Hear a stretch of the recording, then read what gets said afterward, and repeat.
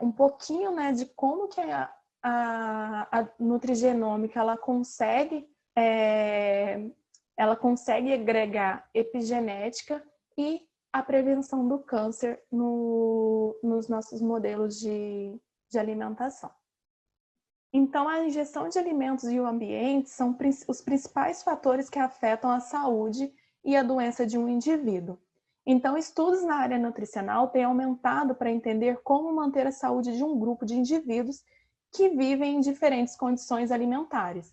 Então, através desses estudos, observando como o indivíduo se relacionava com o alimento, começou os primeiros estudos da nutrição. E a partir desses primeiros estudos, nós chegamos ao que é chamado hoje de nutrigenômica. Então, como se deu esses primeiros estudos? Então, esses primeiros estudos começaram lá em 400 a.C., quando Hipócrates ele observou que as pessoas com determinado tipo de alimentação e uma certa atividade física possuíam um maior vigor físico, enquanto que as pessoas mais obesas viviam menos e tinham um menor vigor físico. Então, através dessas observações, Hipócrates postulou que o alimento seja teu remédio e que teu remédio seja o alimento. Então, as pessoas, naquela época, elas não tinham muito conhecimento sobre alimentação, sobre nutrição. Então, as pessoas começaram a associar os alimentos ligadas a vários tabus. Por exemplo, começaram a associar os alimentos relacionados aos poderes mágicos, quando a pessoa tinha uma determinada doença e ela comia um certo alimento, como que por mágica, um feitiço, a pessoa melhorava, né? Então, começou a criar vários tabus acerca da alimentação. E assim começou a associar a atividade física e a alimentação com a saúde, a partir dessas observações de Hipócrates. E nesse interim, né, de que Hipócrates fazia essas suposições, o ramo das ciências biológicas, a nutrição, surgiu, e ela pode ser dividida em 3 fases principais. A era da química analítica, onde Antoine Lavoisier ele descobriu como a comida era metabolizada, e através desse metabolismo, essa alimentação gerava água e CO2, e a partir também dessa metabolização, a gente tinha um ganho energético. Então, Lavoisier ele é considerado o pai da nutrição. Então, ele começa seus primeiros estudos acerca dessa bioquímica alimentar. E também a era biológica, então ela começa lá a partir do século XVIII e a gente vive essa era até os dias de hoje, foi mais marcada até o século XX. Então, a era biológica ela foi destrinchada, né? Ela foi evoluindo com a observação de 2 importantes cientistas, que foi Golladay e Hopkins. Golladay e Hopkins ele começou a associar a falta de alguns fatores, né, que estavam contidos na alimentação com a cura de doenças relacionadas. Então, um exemplo clássico acontece com os marinheiros. Então, os marinheiros eles viviam muito tempo navegando, preso no navio, e a alimentação deles era muito pobre, né? Então, eles comiam mais carne seca, eles tinham uma alimentação mais restrita a alimentos menos perecíveis. E tinha muita falta de legumes e frutas frescas. Então, Golladay e Hopkins, ele começou a observar a presença do escorbuto nesses marinheiros, né? Então, começaram os primeiros sintomas clínicos do escorbuto era aquele sangramento na gengiva desses marinheiros, e começou a associar que esse sangramento e essa doença era relacionada à falta de nutrientes, de uma nutrição mais rica em certos compostos, né? Então, mas que compostos eram esses ainda não havia sido descoberto. Mas Casimir Funk, em 1911, o químico Casimir Funk ele descobriu na casca do arroz integral uma amina. Então, essa amina ela é responsável pela cura da doença beriberi. Então, a partir disso, o Funk ele chamou essa amina, esse composto, de fator anti-beriberi. Então, ele não deu um nome ainda, mas ele chamou de vital amin, porque esse fator anti-beriberi ele era pertencente da classe das aminas, né? Então, a partir desses estudos, chegou-se ao nome de vitaminas. Mas aí, a partir desses estudos, aprofundamento, esse nome não faz muito sentido, porque nem toda vitamina que foi descoberta depois da vitalamina eram pertencentes ao grupo das aminas, né? Então, quem postulou esse nome, quem surgiu com esse nome de vitaminas, foi Casimir Funk. Então, a partir dessa descoberta, foi possível, né, classificar essas vitaminas dentro de cada grupo específico. E após a era biológica, que é a era pós-genômica ou a era biológica ou molecular, que é uma era que estamos vivendo hoje, que ela foi trazida após o projeto Genoma Humano.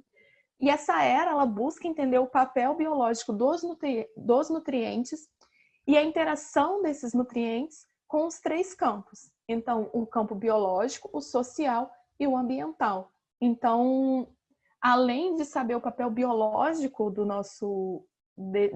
desses nutrientes no nosso organismo, ele busca exemplificar como o nosso meio também favorece a ação desses nutrientes. Então, essa era pós-genômica, ela surgiu após o projeto Genoma Humano, e a gente não pode falar de projeto Genoma Humano sem falar dos pais e da mãe do DNA. Então, o DNA, ele foi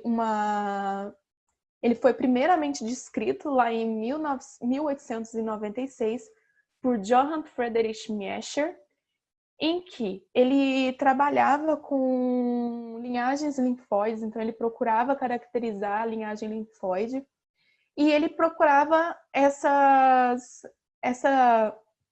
linhagens linfóides em vários tipos de tecido. Então, um dia ele isolou o pus de bandagens de pacientes e a partir da análise dessa lâmina, né, derivado do pus, ele observou uma molécula que ele ainda não tinha observado, que ele chamou de nucleína.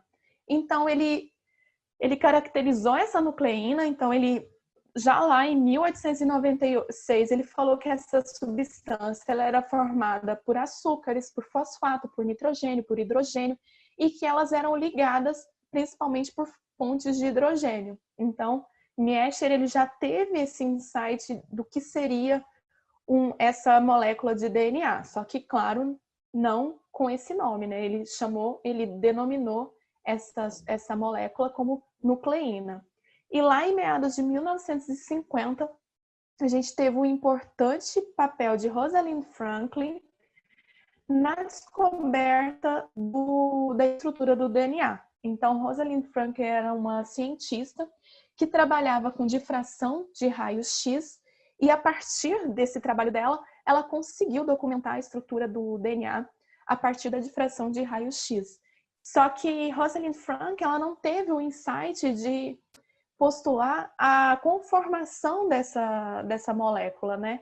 Então, ela sabia que era uma estrutura dimensional, só que ela não sabia como ela se organizava. Então, Francis Crick e James Watts, com a ajuda de Wilkins, eles conseguiram elucidar essa molécula, né? Então, eles conseguiram elucidar como que essa molécula era organizada. Então, eles chamaram que essa molécula é organizada num formato helicoidal. Então, ela dá várias voltas no mesmo eixo, né? Então, aqui a gente tem a estrutura que foi elucidada por Watson e Crick do DNA. Então, aqui a gente tem a porção chamada de nucleotídeo. Esse nucleotídeo ele é formado por um grupamento fosfato, um açúcar, a desoxirribose, no caso do DNA, e uma base nitrogenada, aqui no caso, a guanina. E toda base nitrogenada tem a sua base complementar. Então, a fita do DNA ela é formada por uma dupla fita. Então, de um lado de uma fita, eu vou ter um nucleotídeo com a sua base nitrogenada correspondente, e do outro lado, eu vou ter outra fita do DNA com a base correspondente para essa base nitrogenada complementar, né? Então, aqui o nucleotídeo, guardem bem esse nome, porque ele vai ser falado muito ainda à frente da nossa aula. Então, aqui no caso, a guanina, ela se complementa com a citosina, do nucleotídeo da fita vizinha, a timina com a adenina, né? No caso do nosso DNA. Então, a partir dessas descobertas desses cientistas, a gente tem o que é chamado hoje da nossa estrutura helicoidal do DNA. E a partir dessas descobertas, a gente sabe como que esse DNA ele é organizado, né? Então, aqui a gente, entre essas bases nitrogenadas, tem uma ponte que liga, né? Para formar essa estrutura de dupla fita. E essa ligação ela é devida à presença de pontes de hidrogênio. Então, o projeto Genoma Humano ele começou lá em 1989 e ele foi finalizado em 2003, sendo que houve uma publicação de um rascunho em 2001 que foi publicado nas duas principais revistas mundiais, a Science e a Nature. Então, o que é esse genoma, né? O que falam tanto sobre o genoma, o que é esse genoma? Então, o genoma ele é toda a informação hereditária de um organismo que está codificado em seu DNA. Então, o que está codificado no DNA que é possível transmitir para as próximas gerações? Então, dentro desse DNA, a gente tem porções chamadas de genes. Então, esses genes, eles são porções que estão inseridas, são porções do DNA funcionais, então são porções funcionais do nosso DNA. E esse gene ele é responsável por codificar a produção de uma proteína específica. Então, aqui nesse exemplo, a gente tem uma fita de DNA, então um cromossomo que está no núcleo da célula, ele é formado por um conjunto, por uma fita muito extensa de DNA, e essa fita de DNA ela é compactada, ela é organizada. Através dessa compactação e organização, a gente tem a estrutura do cromossomo. Só o que tem dentro dessa fita de DNA, além daquelas bases nitrogenadas, do fosfato e do açúcar, que torna essa molécula funcional. Então, inserido dentro desse DNA, a gente tem os chamados genes. E esses genes, eles têm duas porções bem descritas já, né? Duas porções determinantes para a tradução de uma proteína, que é a região codificante, que é chamada de exon. Então, são porções que vão ser traduzidas numa proteína, e as regiões não codificantes, que são chamadas de introns. Essas porções, elas não vão traduzir uma proteína. Então, a gente tem regiões que são ativas e inativas, mas toda essa região, todo esse construto, ele vai formar o que nós chamamos de gene. E através desses genes inseridos no DNA, a gente vai ter o nosso cromossomo, né, que é a estrutura fundamental da hereditariedade. Então, o gene mutado, quando tem uma mutação nesse gene, ele resulta numa falha na produção correta de uma proteína específica, né? Então, cada gene, cada porção desse DNA e cada gene vai produzir uma proteína específica. Não necessariamente esse gene vai produzir a mesma proteína que esse outro gene está produzindo. Então, cada gene vai produzir uma proteína específica. Então, durante o desenrolar do projeto de Genoma Humano, no início eles falaram que iam investir $1 por nucleotídeo descrito, né? Então, eles iam financiar $1 por nucleotídeo descrito no projeto humano. E no final do projeto humano, nós tivemos 3 bilhões de nucleotídeos descritos. Então, a gente teve um montante gigantesco de nucleotídeos descritos, né?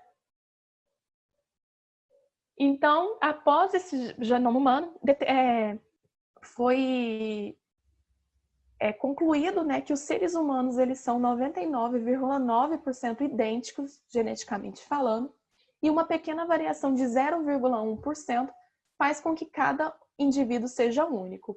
Então, o objetivo da era pós-genômica foi compreender a função desses genes, o efeito dessa diversidade genética e a relação desses elementos com os fatores ambientais, como tabagismo, poluição, atividade física, estresse, medicamentos e a própria dieta.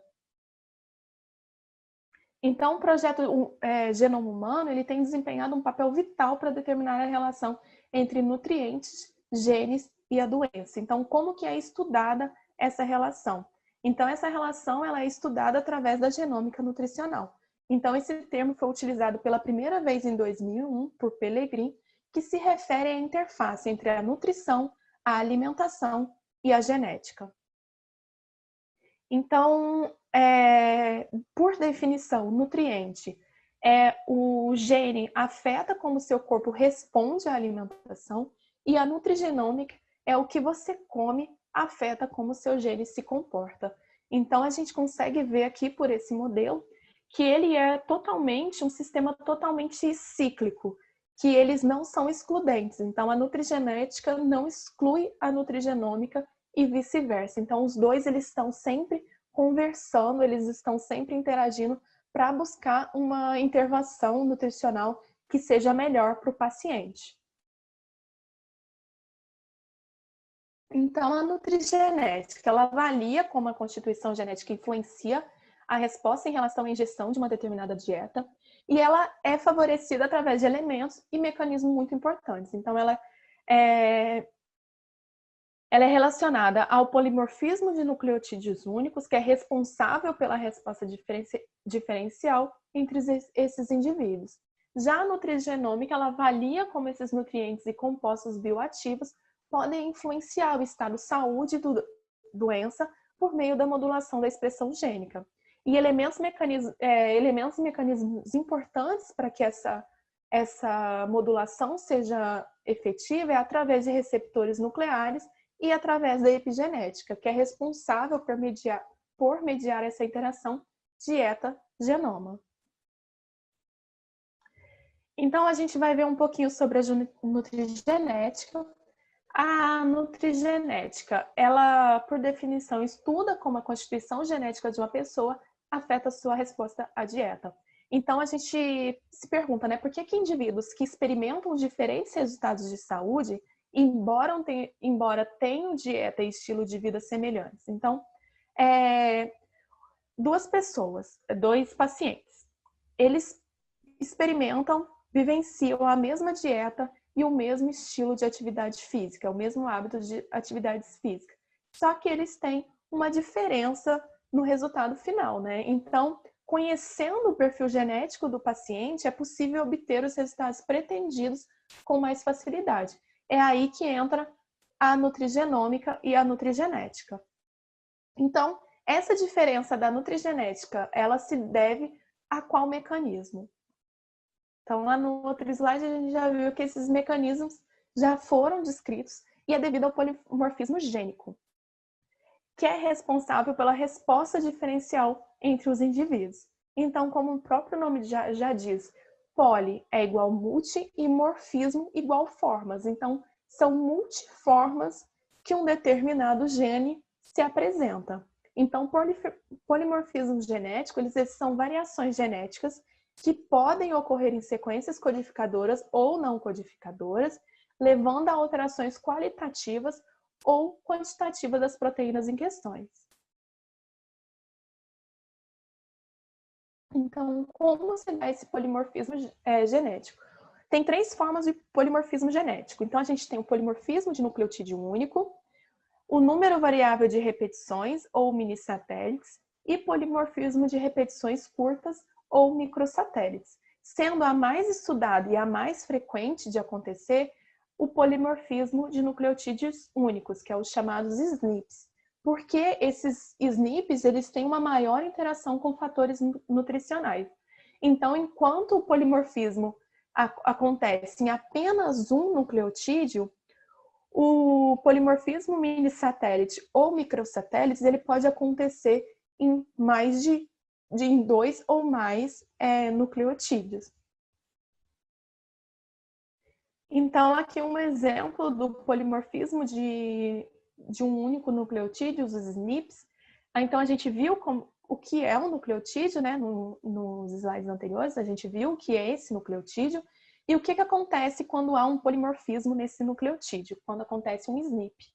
Então, o SNP, ele é caracterizado pela troca de uma base nitrogenada nesse nucleotídeo.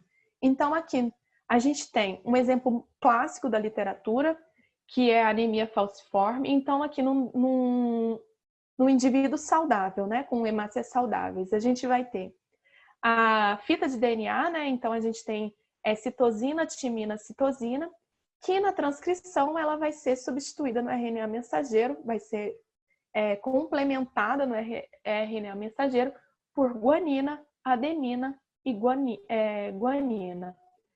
E esse RNA mensageiro vai traduzir para a proteína glutamato. Então, a partir dessa tradução dessa proteína, a gente vai ter o fenótipo de uma hemácia normal. Quando acontece a anemia falciforme, a gente tem uma troca dessa base nitrogenada, né? Então, aqui, onde era um T no indivíduo normal, passa a ter uma adenina. E essa adenina vai ser complementada no RNA mensageiro. Então, conforme o DNA passou a informação, que nesse caso está errada, vai ser complementada pelo RNA mensageiro e essa sequência vai traduzir para uma proteína. Só que em vez de traduzir para o glutamato, a gente vai traduzir para a valina. Então, a gente teve uma troca desse aminoácido e a gente vai ter dessa base nitrogenada, então a gente consequentemente vai ter uma troca no aminoácido, né? Então, o aspecto fenótipo dessa hemácia vai ser trocada. Então, isso é um exemplo clássico de polimorfismo de um nucleotídeo, onde a gente teve uma troca no DNA de uma única base nitrogenada, e essa base nitrogenada acarretou num defeito na produção de um aminoácido essencial para o fenótipo correto da hemácia. Então, os SNPs, eles estão entre os mais comuns polimorfismos. Eles são caracterizados por possuírem apenas a variação de uma base no interior de uma sequência de DNA e acontece em mais de 1% da população. E a consequência desse polimorfismo é a alteração de uma dada proteína. Então, dependendo da modificação dessa dada proteína, a gente vai ter um impacto no metabolismo e um impacto bioquímico do paciente. Então, fazendo com que ele tenha uma resposta diferente ao mesmo tratamento. Então, ali eu citei o caso da anemia falciforme, mas a gente vai ver alguns polimorfismos relacionados a doenças metabólicas, né?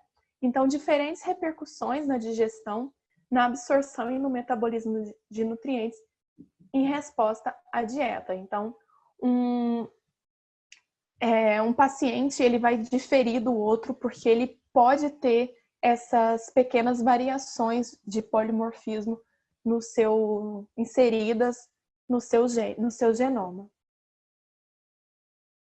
Então, as doenças associadas ao polimorfismo, elas são ditas multifatoriais, pois tem diversas causas ambientais e envolve diferentes genes. Então, com a transição epidemiológica, as doenças crônicas como câncer, obesidade, diabetes e doenças cardiovasculares estão cada vez mais comuns.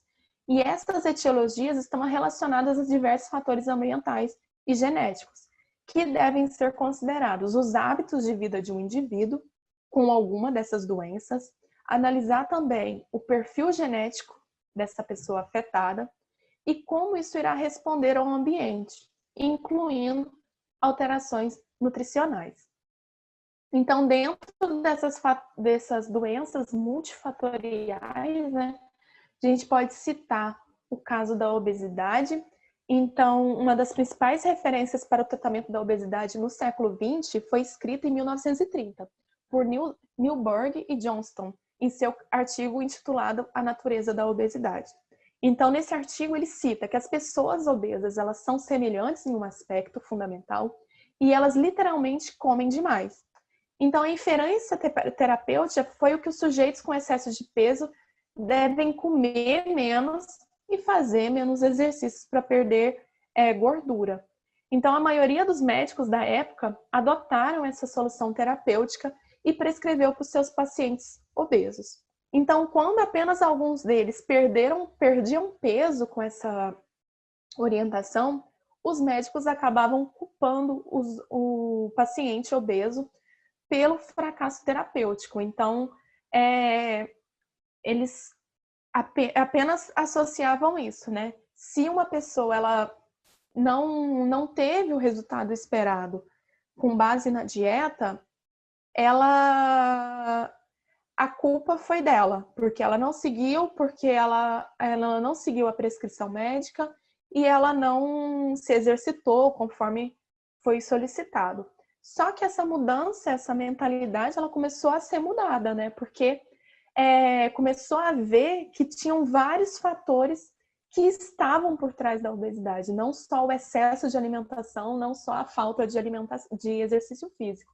Então foi aí que começaram os estudos acerca de como o nosso genoma, a nossa carga genética, poderia também ser relacionada à obesidade. Então, através disso, a gente teve a descrição de um dos principais genes relacionados à obesidade, o FTO, que é o gene associado à massa gorda e obesidade. Então, esse gene FTO, ele encontra-se na região cromossômica 16q12.2 e ele possui 26 SNPs, né? 26 SNPs, então 26 polimorfismos de nucleotídeos únicos já descritas. E esses polimorfismos estão relacionados principalmente ao índice de massa corporal. Então, como que o FTO ele age? Então, SNPs de FTO relacionados à obesidade estão no potencial de influenciar a expressão de dois genes. Então, o FTO por si, ele não pode ser simplesmente um fator que vai gerar a obesidade, mas assim a sua regulação de dois genes relacionados a algum fator metabólico, né? Então, aqui nesse exemplo, eu trago a ação do FTO sobre dois genes, o IRX3 e IRX5, nesse polimorfismo aqui do FTO, porque já são descritos mais de 92 polimorfismos. Então, nesse exemplo, a gente cita esse polimorfismo, em que há a troca de uma timina na fita de DNA por uma citosina. Então, quando acontece esse SNP, eu vou ter um aumento na expressão desses genes, o IRX3 e 5, com o aumento com a diminuição da biogênese mitocondrial e, consequentemente, uma diminuição da termogênese mitocondrial durante a diferenciação de pré-adipócitos. Então, durante essa diferenciação, eu vou ter uma diferenciação, né, um aumento dos meus adipócitos brancos, que são aqueles adipócitos relacionados ao armazenamento de energia. Enquanto os adipócitos marrons, eu vou ter uma diminuição desses adipócitos, que são os adipócitos relacionados ao aumento de calor, né? Então, vai ter um aumento desses adipócitos com consequente aumento de estoque de lipídios. Então, por isso que o SNP-FTO, o FTO é relacionado ao aumento do índice de massa corporal. E por outro aspecto, o FTO ele também regula a expressão de outro gene que está relacionado a fator de obesidade. Então, o GRIP1L, então esse gene ele está relacionado a esses SNPs do FTO. Então, esses SNPs de FTO, eles se ligam a um fator de transcrição, CUX1, e através desse CUX1 a gente vai ter o aumento, né, ou a diminuição da expressão do RP-GRIP1. Então, aqui no indivíduo que tem um alelo protetivo do FTO para a obesidade, eu vou ter um aumento desse RP-GRIP no núcleo da célula. Consequentemente, eu vou ter uma sinalização maior para a leptina. A leptina ela vai entrar com mais facilidade, né? A leptina ela vai ser interiorizada no caso aqui, nesse neurônio. E com isso vai aumentar os meus níveis de saciedade. Então, eu vou ter um sinal de saciedade mais rápido, normal, basal. Então, aqui vai diminuir a ingestão de alimentação. No caso de um paciente com um alelo de risco para a obesidade, esses níveis de RP-GRIP no núcleo, ele está diminuído. Então, esse complexo de recrutamento, de sinalização para a leptina também vai ser diminuído.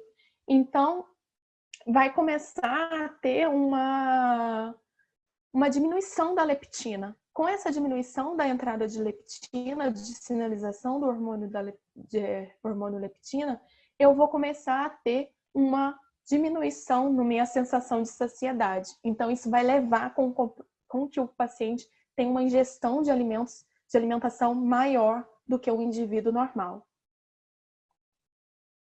Outro exemplo da ação do gene FTO também, aqui a gente já está falando de outra variante, uma variante, em vez de ter a substituição da timina pela citosina, ela tem a substituição por uma adenina. Então, a citosina é substituída por uma adenina, então isso vai gerar um outro espectro, né? Então, a predisposição, quando tem essa variante, há uma predisposição para um maior consumo calórico e, consequentemente, há um menor volume no núcleo accumbens. Esse núcleo accumbens é uma estrutura cerebral que está relacionada principalmente ao papel no circuito de recompensa. Então, influencia o seu comportamento relacionado à motivação e recompensa. Então, como eu tenho um menor volume desse núcleo accumbens, essa sensação de saciedade também vai ser diminuída, vai ter um aumento do meu consumo alimentar e principalmente um aumento, uma predisposição para ter uma alimentação rica em calorias. Então, vou ter uma predisposição, uma vontade maior de comer alimentos mais gordurosos, né? E com essa ingestão alterada dessa minha alimentação, eu vou ter um aumento de tecido adiposo. Com o aumento do tecido adiposo, eu vou ter um aumento da minha produção de leptina, porque a leptina ela é um hormônio que ela é produzido pelas células adiposas e ela é produzida conforme a quantidade proporcional à quantidade de adipócitos que você tem. Então, se você começa a ter um aumento desses adipócitos, você vai ter, consequentemente, um aumento da produção de leptina. E esse excesso de produção de leptina vai levar a uma diminuição da sensibilidade da leptina. Então, aquela célula vai começar a não ter, vai sinalizar muito e vai acabar tendo uma sensibilidade. Com isso, vai diminuir o recrutamento dessa leptina. E com essa sensibilidade da leptina, né, vai ter um aumento dessa leptina e uma redução dos níveis de saciedade. Então, mais uma forma que esse gene FTO está relacionado ao controle do índice de massa corporal. Então, aqui o gene FTO está relacionado à termogênese mitocondrial, à adipogênese e a uma maior ingesta, né, de alimentos, preferencialmente por alimentos com hipercaloria, levando a um quadro de obesidade, né? Então, estudos descrevem que a influência genética do FTO pode ser pequena ao nascimento e conforme vamos interagindo com o ambiente em que estamos inseridos, ele pode se tornar maior e progressivamente durante toda a nossa vida. Então, o ambiente, mais uma vez, desfavorecendo, né, a ação desse gene, né? E qual seria a intervenção terapêutica para essa variação genética do gene FTO? Então, já existem vários trabalhos que associam uma adesão à dieta mediterrânea a modulação desse gene de FTO, né? Então, a adesão à dieta mediterrânea ela foi associada a menor risco de obesidade em indivíduos com mais alelos de risco genético das variantes da FTO, em comparação com aqueles indivíduos que tinham uma menor adesão à dieta mediterrânea e também tinham uma menor susceptibilidade genética à obesidade. Então, esses estudos sugerem que pessoas com a mais aderência à dieta mediterrânea podem ser mais suscetíveis aos seus efeitos benéficos. Então, uma dieta mediterrânea associada a bons hábitos físicos, ela é capaz de reverter os danos da ativação desse gene FTO e o recrutamento daqueles genes que são responsáveis pelo aumento de adipogênese, pela diminuição da termogênese ou pela responsividade à leptina. E aqui eu trago um pouco os genes associados à obesidade. Então, só para vocês verem que além do FTO, a gente já tem inúmeros genes associados, já descritos, tanto quanto o fator nutricional, que é controlado por esse gene, a variável principal, se é aumento do índice de massa corporal, se é um maior risco à obesidade, se é um maior risco de peso corporal, da composição corporal, o efeito da modificação nesse polimorfismo desse gene. Então, já é descrito muita coisa em relação a outros genes também relacionados à obesidade. Então, por isso que a obesidade, além de ser por isso que ela é classificada como uma doença multifatorial, porque ela pode estar relacionada, além de vários fatores, né, ambientais, ela pode estar relacionada também a vários fatores genéticos. E dentro das doenças monogênicas, ou seja, aquelas que têm uma única causa, né, uma única mutação em um único DNA de um único gene, então as doenças nutrigenéticas, elas podem também ser relacionadas às doenças monogênicas. Então, a gente tem aqui o exemplo da galactosemia, que é o acúmulo da galactose no sangue. Então, esse acúmulo da galactose no sangue, ela é causada pelo polimorfismo da enzima GALT. Então, a gente tem a injeção de produtos lácteos, né? E esses produtos lácteos vão fornecer a lactose. E através da hidrólise da lactose, a gente tem a formação da glicose e da galactose, que são fontes de energia para o nosso corpo. Então, a galactose, ela vai ser quebrada em glicose através da ação, da catalisação da enzima GALT, que é a galactosidase 1-P-uridiltransferase. Então, através da ação dessa enzima, a gente tem a quebra da galactose em glicose e o fornecimento de energia para o nosso corpo. Isso aqui de forma bem resumida. Então, quando eu tenho um polimorfismo da minha enzima GALT, pode acontecer que essa GALT, ou a produção dela vai estar diminuída ou vai estar ausente. E com essa ausência da GALT, eu não vou ter a quebra da galactose em glicose, acarretando o acúmulo dessa galactose no sangue. Então, os problemas de saúde que podem ser acarretados são dos mais simples, vômitos, diarreia, icterícia, até os mais complexos, hepatomegalia, ascite, aumento plasmático de fenilanina e tirosina.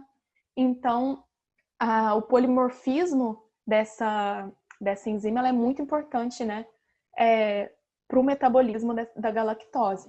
E o aumento dessa galactose ela pode causar danos neurológicos irreversíveis, que se não for tratada precocemente. E nutricionalmente trata-se de uma doença com uma dieta restrita em galactose e lactose. Então, a partir do momento que eu retiro esses alimentos da dieta, eu consigo reverter esse caso de galactose, né? O que não acontece em outras doenças que a gente vai ver mais para frente. Então, não é simplesmente retirar o que faz mal para que meu organismo volte a funcionar normalmente. Então, dentro dos polimorfismos mais frequentes do gene GALT, a gente pode associar a troca da glutamina para uma arginina, da lisina para asparagina e da serina para leucina. Então, lembrando que quando eu tenho essa troca de aminoácido de uma certa que vai produzir uma certa proteína, eu tenho uma troca na função dessa proteína, né? Ou eu posso inibir, eu posso superexpressar, então depende. Outro exemplo também de polimorfismo que pode acontecer dentro de doenças monogênicas é a deficiência ou a ausência da enzima fenilalanina hidroxilase, que fica acumulada no sangue, nos tecidos, e nos tecidos. Então, a partir do acúmulo da fenilalanina, a gente tem um quadro de fenilcetonúria, né? O nome da doença. Então, a gente tem a fenilcetonúria caracterizada pela mutação nessa hidroxilase, que vai catalisar a fenilanina. Então, aqui, a fenilanina, ela é provida dos alimentos, né? Então, no nosso organismo, ela vai ser catalisada pela hidroxilase, transformando em tirosina. Essa tirosina, ela é um precursor da dopamina e da melanina. Então, ela é precursor de neurotransmissores. Quando eu tenho uma deficiência dessa enzima, eu não tenho essa conversão da fenilalanina em tirosina. Consequentemente, eu vou ter uma falta da tirosina, o que vai causar a falta dos meus neurotransmissores, que são responsáveis pela motilidade, coordenação motora, entre outros quadros clínicos que pode ser relacionado, né? Então, o tratamento dessa fenilcetonúria, dessa doença, ela basicamente consiste numa dieta com baixo teor de fenilalanina. Então, eu não posso mais acumular esse aminoácido, já que não vai ter a quebra dele na tirosina. Então, os nutricionistas recomendam que evitem, né, uma alimentação muito rica em proteínas e que tenha a predição por uma dieta com níveis de proteína mais baixos. Então, dentro de nutrigenética e relacionado aos SNPs, a gente também pode citar a nutrigenética do câncer de colo, que é baseado na correlação entre o metabolismo e polimorfismos nos genes que codificam enzimas cruciais na via do metabolismo do folato. Então, dentro dos SNPs que são dos SNPs de metabolismo do folato, eu vou ter 60 polimorfismos que já foram descritos, e dentro desses polimorfismos a gente consegue caracterizar esses dois que são os mais importantes. Sendo que esse polimorfismo, esse SNP, na MTHFR677, que consiste na troca de uma citosina por uma timina, e essa transição ela resulta na conversão da alanina para uma valina. Então, essa conversão dessa proteína ela vai ser fundamental para a formação dessa enzima. Se eu tenho essa conversão se eu não tenho a alanina, que vai garantir o funcionamento correto dessa enzima, e em vez disso eu tenho a valina, eu vou ter uma não atividade dessa enzima. E essa enzima ela é fundamental para catalisar o folato da nossa dieta, né? A partir do 5,10-metileno tetrahidrofolato, convertendo ele em metileno tetrahidrofolato, que é o nosso folato circulante. Então, essa enzima é de extrema importância para fazer a conversão do nosso folato circulante. E esse folato circulante, ele é primordial porque ele doa um metil para a homocisteína. Então, a homocisteína, ela vai doar um metil para a metionina. A metionina vai ser convertida pela S-adenosilmetionina e vai ser convertida em S-adenosilmetionina. E essa molécula é importantíssima porque ela vai fazer a doação de um grupo metil para acontecer a metilação do DNA. já que a metilação do DNA ela desempenha um papel crítico no controle da atividade gênica. Então, quando eu não tenho a produção desse folato circulante, eu não vou ter esse quadro de metilação de DNA, eu vou ter uma hipometilação do meu DNA e, consequentemente, eu vou ter uma desregulação, né, nesse controle da minha atividade gênica, apresentando um início de uma carcinogênese. Então, o aumento de folato de vitaminas do complexo B vão diminuir o risco de câncer de cólon. Então, a variante MTHFR-677 foi associada à redução de 20% a 50% no risco de câncer de cólon, e em grande parte na presença de ingestão aumentada de folato e outras vitaminas do complexo B. Então, aqui eu trago trabalhos que já estão relacionados o aumento da ingestão com a diminuição da incidência do câncer de cólon.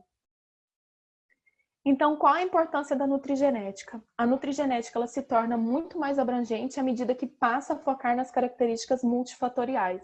Então, afinal, os hábitos alimentares, eles influenciam de maneira diferente de cada indivíduo de acordo com seu perfil genético. Então, a ideia da nutrigenética é formular uma dieta personalizada. Então, os testes de nutrigenética têm como premissa que seu perfil genético é capaz de direcionar a escolha dos melhores alimentos para você. E a promessa da nutrigenética é que tal direcionamento seja capaz de promover saúde e prevenir o aparecimento de doenças crônicas como diabetes e obesidade. Então, a gente vai falar então agora um pouquinho da nutrigenômica, né? Então, a gente viu o papel da nutrigenética, como nossa carga genética está associada à alimentação, e agora a gente vai ver como os nutrientes eles podem alterar a nossa carga genética, né? A expressão gênica. Então, ele pode fazer isso por duas maneiras, disponibilizando ligantes para os receptores nucleares que atuam como fatores de transcrição, ou alterando os padrões epigenéticos que irão culminar na ativação e no silenciamento de genes específicos. Então, a gente vai ver como isso acontece a nível de receptores nucleares. Então, a nutrigenômica ela é estudada em cima de 3 pilares, que é a transcriptômica. A transcriptômica vai analisar os produtos da transcrição, o RNA mensageiro, e suas alterações frente a um nutriente ou a um bioativo. A proteômica, que analisa o conjunto de proteínas e as alterações sofridas quando na presença ou na ausência de nutrientes ou bioativos. Então, a partir da transcrição do meu RNA mensageiro, eu vou ter a tradução dessas proteínas, consequentemente, essas proteínas vão exercer papéis funcionais na minha célula. E a partir disso, eu tenho o estudo da metabolômica. Então, esses 3 pilares da nutrigenômica, elas são essenciais na busca de biomarcadores moleculares e em alvos para prevenção de doenças. Então, como que acontece a ligação desse nutriente ao a interação desse alimento com o meu ambiente intracelular? Então, do ponto de vista nutrigenômico, os nutrientes eles são sinais alimentares detectados pelo sistema de sensores celulares que influenciam a expressão de genes e proteínas e, posteriormente, a tradução de metabólito. Então, que sensores celulares são esses? São os receptores. Então, o meu nutriente ele vai se ligar ao meu receptor na célula, dentro da célula, ele vai desencadear várias cascatas de sinalização que vão combinar com uma certa resposta. Então, aqui eu tenho os tipos de receptores. Eu tenho receptores de canais iônicos, em que meu ligante se liga ao receptor abrindo canais iônicos. Eu tenho receptores acoplados à proteína G, que ao meu ligante se ligar ao meu receptor, eu vou ter a ativação da minha proteína G, que até então ela estava ali quietinha, dormindo, e através da ativação dessa proteína G, eu vou ter a sinalização para centenas de segundos mensageiros. Então, esses segundos mensageiros, eles vão fosforilar uma proteína e vão causar efeitos celulares. Assim como eu tenho receptores ligados à quinase, que são receptores associados a enzimas, a enzima quinase, no caso. Então, esse receptor se liga o meu receptor associado a uma enzima. Essa enzima vai causar a fosforilização, vai fazer a fosforilação de uma proteína com os meus efeitos celulares. E dentro dos receptores nucleares, então, esses receptores, eles são ligados na membrana plasmática, né? Eles se encontram na membrana plasmática. Já os receptores nucleares, eles estão lá dentro do núcleo, né? Então, o meu ligante, ele tem que ir até o meu núcleo para fazer a ativação desse complexo de receptor-ligante para ter a transcrição de um gene, a síntese de uma proteína e os efeitos celulares. Então, basicamente, as moléculas sinalizadoras, elas se ligam a proteínas específicas, a proteínas receptoras. Essas proteínas vão ativar moléculas sinalizadoras intracelulares e vão alterar proteínas-alvos e gerar resposta. Então, dentro dos receptores nucleares, os mais bem descritos são os fatores de transcrição. Então, os fatores de transcrição são codificados por genes específicos, se ligam a regiões promotoras dos genes e estão envolvidos com o controle da expressão gênica e são responsáveis por modular a expressão do DNA, facilitando ou inibindo a transcrição. Então, como essas proteínas são produzidas? Então, na biologia molecular e celular, a gente tem o dogma central da biologia, que é dada devido à transcrição por duas etapas de transcrição, que o meu DNA ele vai ser transcrito numa única fita de RNA mensageiro. Esse RNA mensageiro ele vai ser traduzido e vai me dar a tradução de uma cadeia polipeptídica. Então, como acontece esse dogma central? Ele é dividido por 3 fases: a iniciação, o alongamento ou a terminação. Então, essa iniciação está relacionada à ligação da RNA polimerase.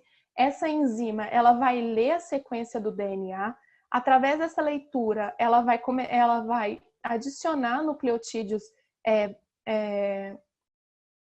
vai associar nucleotídeos recombinantes, né, nucleotídeos pares a essa minha fita mãe de DNA e vai ter a produção do meu RNA mensageiro.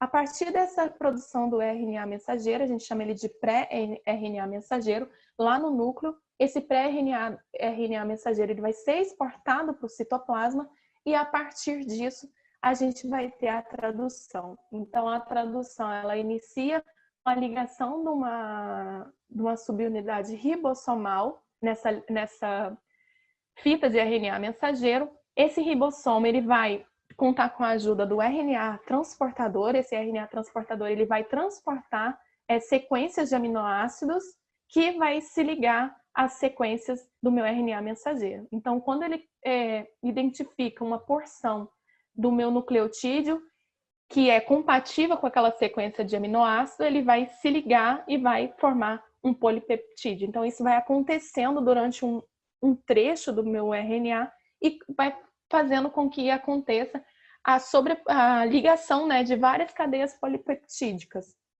a extensão dessa cadeia polipeptídica. Então, quando esse complexo ribossomal ele encontra um códon de parada, que é onde ele vai dizer que tá bom de agregar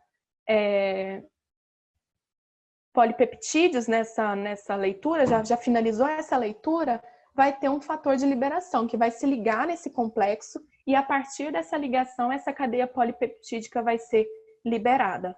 Então, a produção de uma proteína ela pode ser constitutiva, ou seja, ela vai ser constantemente produzida ou induzida, onde ela vai ser produzida apenas quando necessário. Então, os nutrientes e os compostos bioativos, eles modulam essa expressão gênica. Então, do ponto de vista nutrigenômico, nutrientes e compostos bioativos podem ser entendidos como sinais da dieta que, ao serem detectados por sensores celulares, desencadearão alterações na expressão gênica. Ou seja, há um aumento ou uma redução dessa síntese de proteína.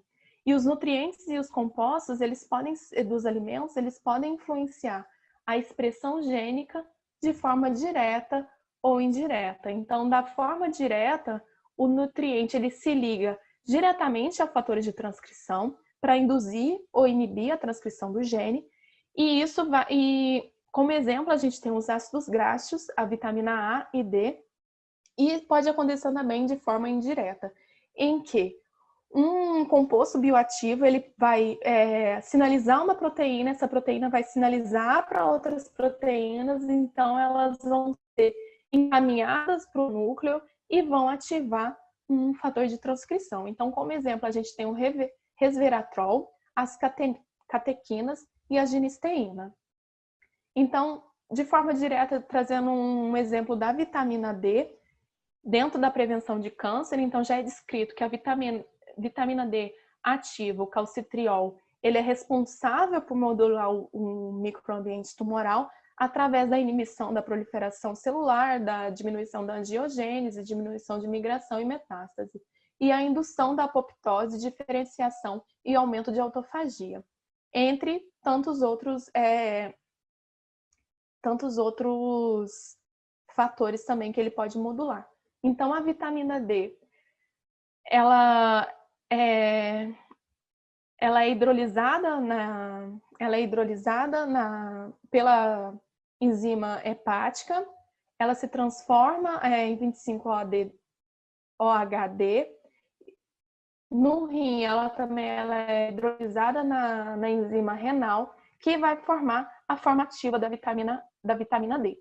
Então, essa forma ativa da vitamina D vai se ligar ao receptor de vitamina D. Esse complexo ele vai ser endereçado para o núcleo.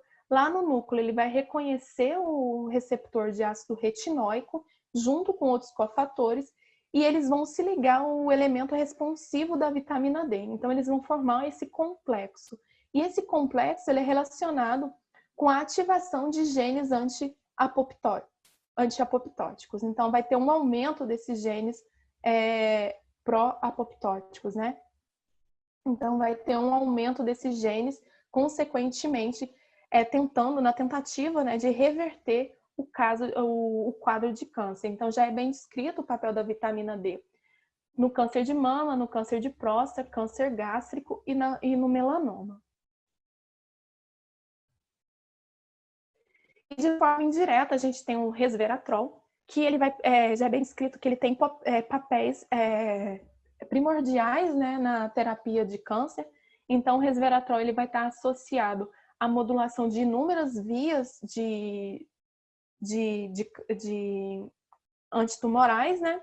Então, através da progressão do câncer, da iniciação, promoção e progressão, a gente vai ter o papel do resveratrol agindo em inúmeras vias de sinalização antitumorais, de forma indireta. Então, aqui o resveratrol ele pode agir tanto no potencial de células-tronco dessas células tumorais, como na diminuição dos níveis de espécies reativas de oxigênio, na transição epitélio-mesênquima, diminuindo a metástase,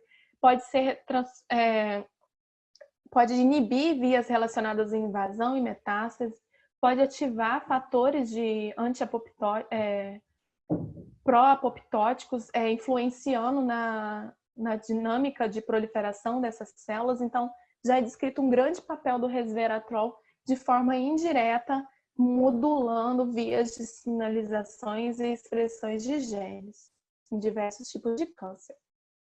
Então, aqui eu trago um trabalho do resveratrol e o papel antitumoral no estudo, né, de suplementação. Então, nesses dois estudos, eles utilizam amostras de pacientes, né, pacientes saudáveis e pacientes que possuem um alelo de risco para desenvolver diversos cânceres, enquanto também tem apenas o uso de voluntários saudáveis. Então, a gente vê que resveratrol diminui a metilação do gene importante para a supressão tumoral e também pode modular sistemas enzimáticos envolvidos na carcinogênese.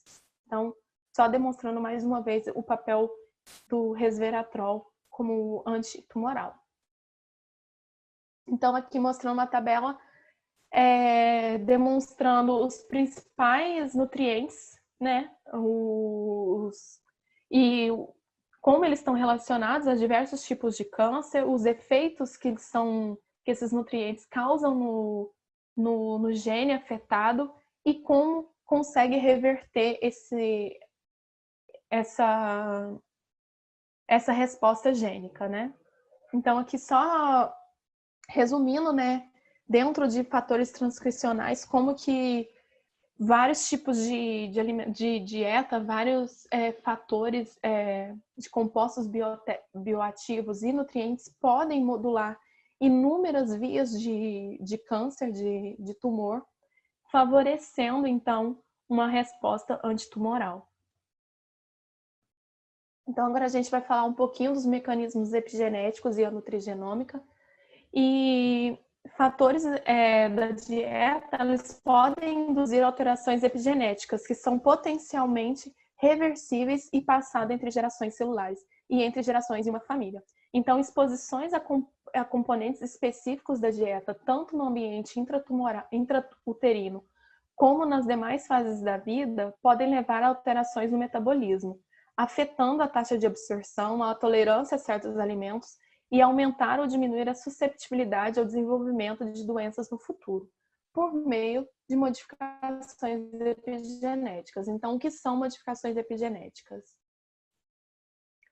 Então, foi descrito pela primeira vez por Conrad Washington, em 1942, e a palavra epigenética denota a mudança contínua na configuração do DNA, sem mutações nas sequências, mas a expressão do material genético pode ser alterada. Então, inclui o estado de como os padrões de expressão são passados para os descendentes, como ocorre a mudança na expressão espaço-temporal de genes durante a diferenciação de um tipo de célula e como fatores ambientais podem mudar a expressão, a maneira como esses genes são expressos. Então, a modulação epigenética, ela pode ser modulada principalmente pela metilação do DNA, pela modificação de histonas ou por RNA não codificadores. Então, a gente vai ver nessa aula de hoje, principalmente metilação de DNA e modificação de histonas. Então, como é que as moléculas de DNA elas se enrolam para caber dentro da célula? Então, como que uma molécula tão grande de DNA ela cabe numa célula, no núcleo de uma célula que, em média, tem 6 micrômetros de diâmetro. Então, essa estrutura do DNA ela é organizada num octâmero de histonas. Então, o DNA ele tem uma carga negativa e as histonas têm uma carga positiva. Então, há uma atração dessas duas moléculas. E quando esse DNA se organiza em volta desse nucleossomo, nesse octâmero de histonas, eu tenho a formação de uma molécula chamada de nucleossomo. Então, isso vai facilitar a compactação dessa minha fita de DNA. Então, dentro dessa fita, essa compactação do nucleossomo, no meu cromossomo, ele é chamado de cromatina. Então, essa cromatina ela pode se apresentar de duas maneiras. Ela pode se apresentar como eucromatina, que é a forma ativa, em que esse nucleossomo ele está desenrolado, aberto esse DNA. Então, aqui nessa micrografia a gente pode ver que regiões claras são a eucromatina, que são regiões ativas para a transcrição gênica, são permissivas à transcrição gênica, e a heterocromatina são regiões desse nucleossomo onde eles estão condensados. Então, a gente pode ver aqui na imagem que a heterocromatina ela se apresenta com formas mais escurecidas nessa imagem, né? Então, porque ela está toda condensada sem um acesso fácil da maquinaria transcricional. Então, visto isso, né? Então, como é que se dá esses processos de modificação epigenética? Ele pode se dar através da metilação do DNA, em que há uma doação de um grupo metil a partir da S-adenesil metionina, que é catalisado pela DNA metiltransferase, para a citosina do nosso DNA. Então, aqui, quando eu tenho a transferência, quando eu não tenho a transferência desse grupamento metil para a minha citosina do meu DNA, eu tenho uma conformação dessa cromatina aberta. Então, isso aí permite a transcrição gênica, porque eu vou ter mais acesso à minha maquinaria transcricional, ao meu DNA. O contrário acontece quando a minha citosina ela é metilada. Então, quando há a transferência desse grupo metil, a catalisação desse grupo metil para a minha citosina, a minha cromatina ela vai se fechar ela vai se fechar e a minha maquinaria transcricional não vai ter acesso ao meu DNA para ativação de genes. Então, o processo saúde e doença, ele está finamente controlado por esse equilíbrio. Então, onde quer que eu esteja um equilíbrio, tanto em relação à hipometilação como em relação à hipermetilação, isso pode quebrar esse equilíbrio e principalmente pode desenvolver um processo de carcinogênese.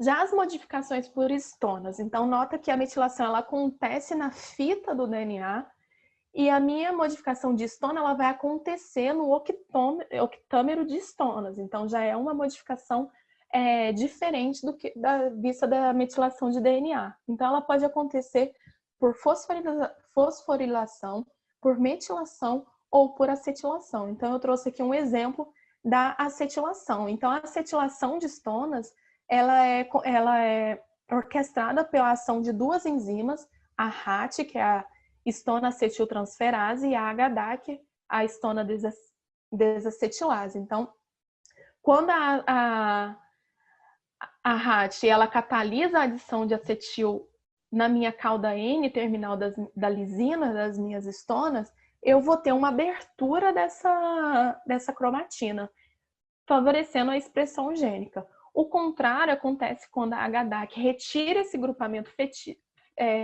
acetil, a minha cromatina ela vai se fechar e isso vai causar uma inibição da minha expressão gênica.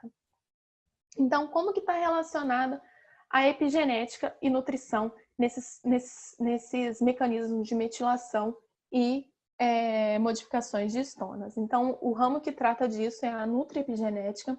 Então, a gente pode ver aqui que dentro da metilação de DNA, a gente tem inúmeros biocompostos que estão relacionados à inibição da minha DNA metiltransferase, a inibição da minha hipermetilação, da promoção da minha hipermetilação e a inibição da minha hipometilação. Então, na tentativa de reestabelecer aquele equilíbrio. Então, se eu tenho uma hipermetilação, eu estou quebrando esse equilíbrio. Se eu tenho uma hipometilação, eu estou quebrando esse equilíbrio. Então, esses compostos bioativos atuam dessa forma, né? Tentando reestabelecer esse equilíbrio. Já que a hipermetilação do DNA no processo de carcinogênese leva ao silenciamento de supressores tumorais. E a hipometilação do DNA tem sido associada com a instabilidade genômica e a aberração cromossomal. Dentro da metilação do DNA, a gente pode citar a síntese do folato, né? Então, o folato ele é um importante fator para a manutenção da biossíntese e reparo do DNA. E a deficiência do folato leva a uma hipometilação. E, consequentemente, uma instabilidade genômica e um dano cromossomal.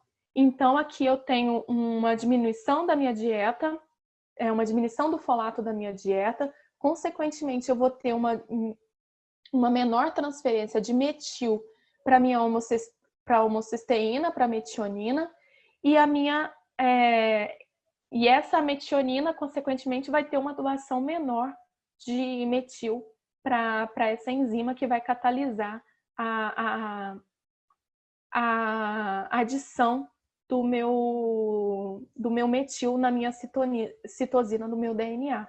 Então, quando eu não tenho essa adição desse grupamento metil no meu DNA, eu vou ter, consequentemente, uma hipometilação. Essa hipometilação vai levar à ativação de proto-oncogênese, favorecendo o meu processo de carcinogênese.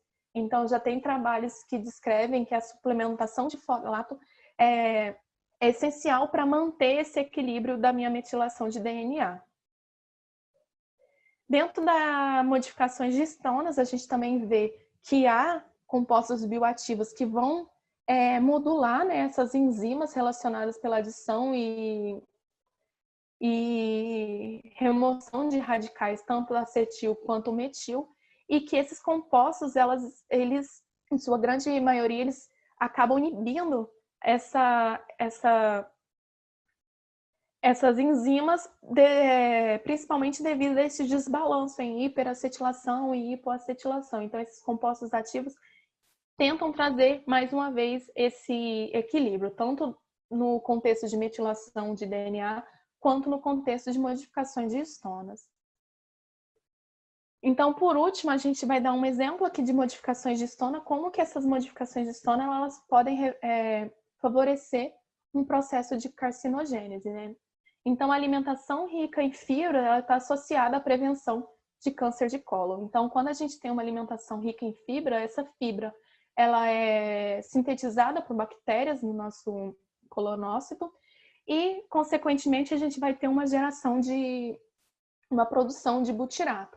Esse butirato, numa célula saudável, ele é utilizado para a geração de energia por essa célula. Já no caso de célula tumoral, essa célula ela vai ser principalmente, como ela está com o metabolismo todo desregulado, ela vai ser principalmente nutrida através da glicose, da entrada de glicose nessa célula.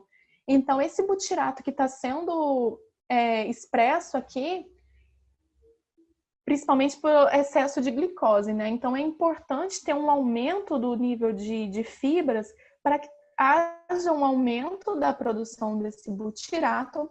Esse butirato ele consiga entrar na célula, já que ela vai ter uma preferência por gerar energia pela via da glicose, não pela via do butirato. Então, a gente tem que aumentar os níveis de butirato para favorecer a entrada dele na célula. E esse butirato ele vai inibir as HDACs. Ao passo que ele inibe as HDACs, a gente vai ter uma hiperacetilação dessa histona, e essa hiperacetilação vai favorecer a transcrições de genes que estão relacionados a fatores antitumorais. Por exemplo, a P21 está relacionada à regulação do ciclo celular. Então, o aumento dessa P21 vai favorecer essa célula para que ela tente, a todo custo, ter uma regulação desse ciclo celular que já está totalmente descompensado. Então, aqui só um exemplo de como os compostos bioativos podem modificar epigeneticamente os nossos genes através da inibição de DNA metiltransferases, de HDACs, de RATs, e como essa conversa entre bioativos podem trazer essa modificação histona e uma modificação da metilação do DNA. Então, concluindo a nossa aula, então a gente, que já foi dito lá no início, né, a gente não pode excluir a nutrigenômica da nutrigenética e nem a nutrigenética da nutrigenômica, já que são dois ramos da nutrição, da nutrição que estão conversando lado a lado, né? Eles estão ali, uma atuando na outra, elas acabam se perdendo um pouco entre uma e outra, o limite onde começa uma, onde termina a outra, porque elas têm um mecanismo muito parecidos, né? Quando elas são estudadas a fundo. Então, tudo envolve a nossa dieta. Essa dieta, ela vai modular a nossa resposta de acordo com a nossa carga genética, ou conforme a gente vai alimentando, ele vai modulando a nossa carga genética, afetando o nosso epigenoma, através da expressão diferencial de certos genes e de metabólitos, uma produção diferente de metabólitos, que afeta a resposta individual a uma certa dieta, um requerimento de nutrientes mais fino, né? Então, a pessoa tem que ser levada em consideração a minha carga genética para eu conseguir ter uma modulação nutricional mais efetiva e a minha predisposição à intolerância a certos alimentos. Então, a nutrição, ele é um principal fator ambiental capaz de afetar a nossa doença, a nossa saúde, né? Então, apesar de ter o background genético, as exposições ambientais e o epigenoma, a nutrição ela está ali intimamente relacionada à nossa saúde. Então, além de todo esse contexto genético, epigenético e ambiental, a gente tem que levar em conta a nossa nutrição. Porque, então, nutrigenética e nutrigenômica, ela representa o futuro dessa nutrição personalizada, na busca de novas terapias nutricionais individuais. Então, é isso que eu consegui trazer para vocês, bem resumido. Eu não tem muita coisa ainda, muito material legal ainda para ser explorado. Então, Caso alguém se interessar por esse assunto, pode entrar em contato comigo. Eu posso passar toda a bibliografia que eu utilizei para montar essa aula. Então, agradeço muito por estarem aqui nessa aula e espero que, caso surjam algumas dúvidas, não deixem de me falar comigo, tá bom? Eu também sou uma iniciante nesse assunto nutrigenômica, mas ele é muito interessante porque ele está intimamente relacionado com o meu trabalho de doutorado, né? Que eu trabalho com oncobiologia e epigenética, então é um assunto fascinante e que tem muito, muito trabalho para ser feito ainda, e um trabalho incrível. E tchau, tchau!